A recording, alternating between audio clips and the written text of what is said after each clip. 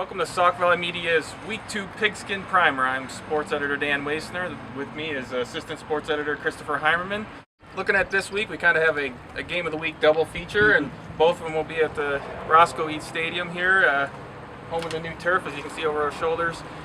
It'll start Friday night with Sterling breaking in the field against the Curie Condors out of the Chicago Public League.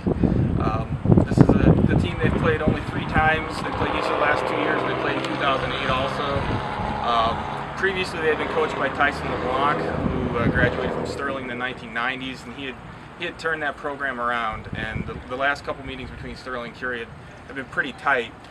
Traditionally, what you see out of this game is Sterling tends to be the more disciplined team. Curie, I know 2 years ago, had a chance to tie the game, actually tied the game with a 2-point conversion that ended up getting called back on a penalty. Sterling goes on to win with 21-19.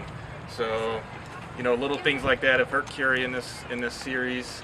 I think Sterling wins this, 26-12, something like that. I think Curie will probably get a big play here or there. They usually have athletes capable of just breaking a long run, and they might just do that to Sterling over the course of the game, or maybe towards the end of the game when you start seeing some second stringers come in. I think Sterling wears them down with their size, with their strength, and ends up somewhere in that range. Well, I'm very close to you. I was going to say 29-12. I think there might be a 2-point conversion in the mix somewhere there. You might see Ocampo convert on a short field goal or two.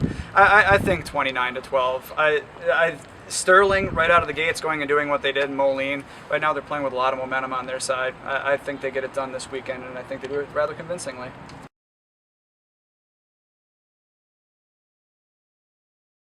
Dan, this game is going to be so good that me and my buddies are having our fantasy football draft Sunday morning. They're actually going to come to town so they can watch this game on Saturday night. I've already pumped it up to my circle of friends, and you're talking about a couple of teams that year in, year out, they are to the playoffs and to making a deep run to the playoffs as we are to calling mom on Mother's Day. It's to be expected. A couple of great programs, like we touched on before. Morrison loses a lot of talent on the offensive side of the football, but that defense is absolutely solid, especially in their linebacking core. Newman, lots of weapons on both sides of the football. We talked about Brian Bars, who's an absolute horse in the backfield. I think it's going to be a slugfest, and I don't mean a lot of points. I mean, it's going to be a hit-you-in-the-mouth kind of football game. And we've talked about it since preseason. Morrison's strength is going to be their defense, and Newman's defense is nothing to sneeze at either. I think Morrison's got to score some points early if they're going to have a shot at winning that football game. I'm going to go ahead and hop in and make my prediction. If Morrison can score some points early, they have a shot at winning the football game. I don't think they do, and I think Newman wins a low-scoring game, 13-7. And I'd be interested in what you have to say, Dan. The only thing I've learned is from this series is what you expect never really happens, other than it's going to be an interesting game. You know, last season during the regular season, Morrison really came in the favor, and Newman handed it to him. Mm-hmm.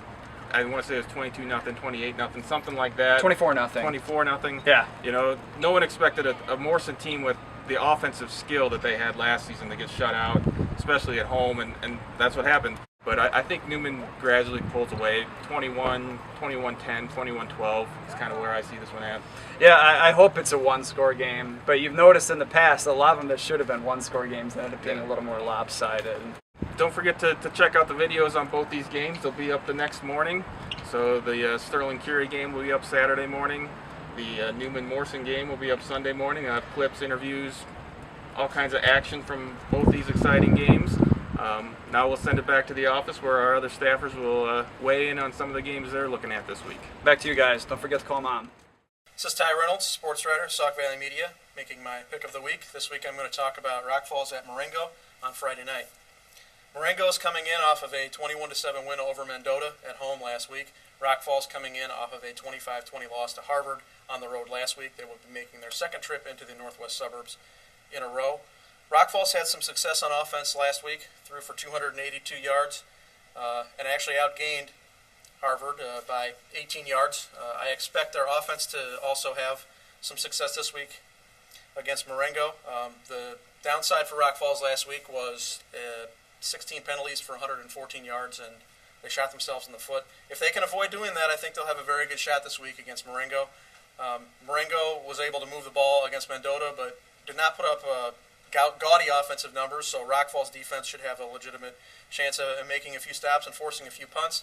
If they can capitalize on their mistakes and keep the turnover ratio at a +2 like they had last week in their loss to Harvard, I think Rock Falls will have a good chance, but in the end, I believe Marengo, on the home field advantage, will win 26-14.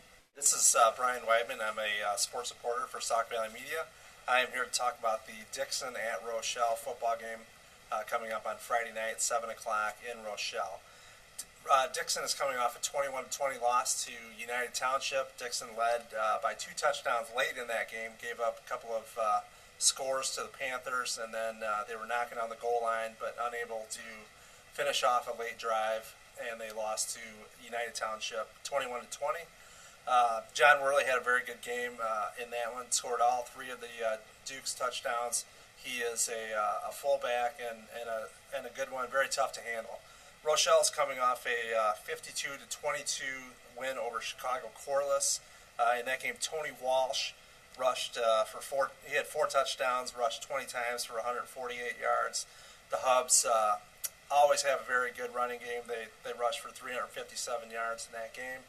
That will be Dixon's main challenge, to slow down Rochelle's potent running game. They always run the wing T under longtime coach Kevin Crandall. Dixon has lost 10 out of the last 11 times against Rochelle, the exception being in 2006. I think Rochelle will be too much for Dixon again this year.